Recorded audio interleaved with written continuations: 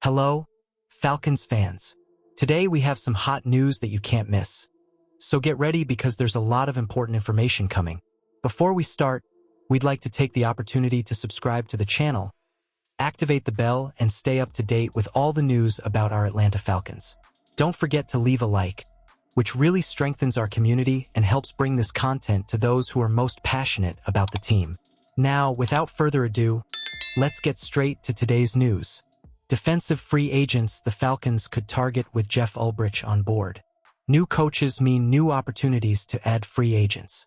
With Jeff Ulbrich in town as the Atlanta Falcons' new defensive coordinator and new hires on board like Nate Ollie and Mike Ruttenberg, it's natural to wonder who they could add.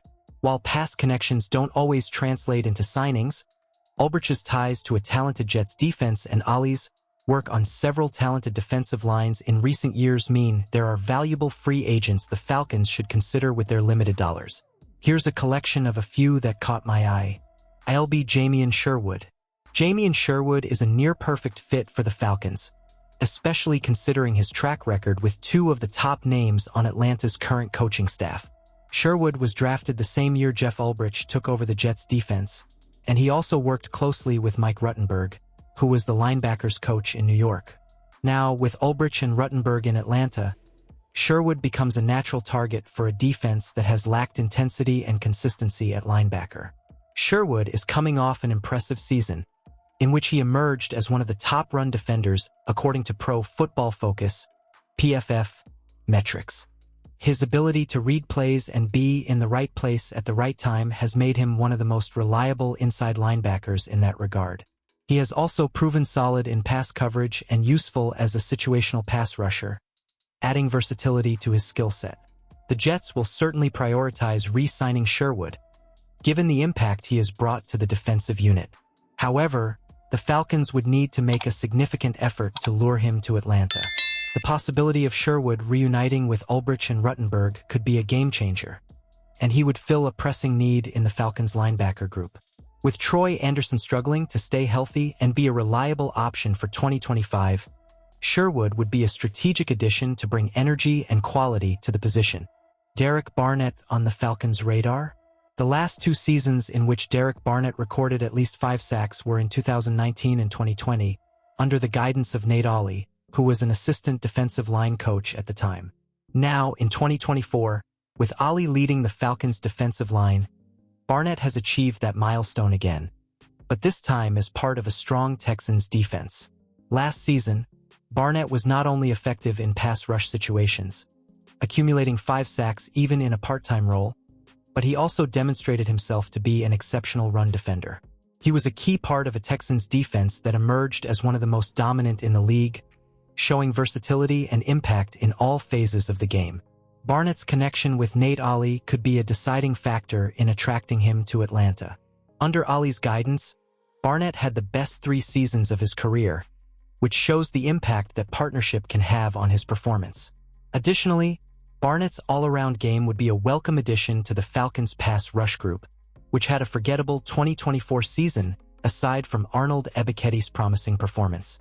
If the Falcons want to improve the production of their edge group, investing in a veteran like Barnett with a proven track record and familiarity with Ollie's system could be just what the team needs to jumpstart its defense in 2025.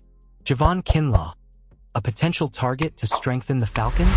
Javon Kinlaw finally had his first fully healthy season in the NFL, playing all 17 games for the Jets in 2024 under the supervision of defensive coordinator Jeff Ulbrich.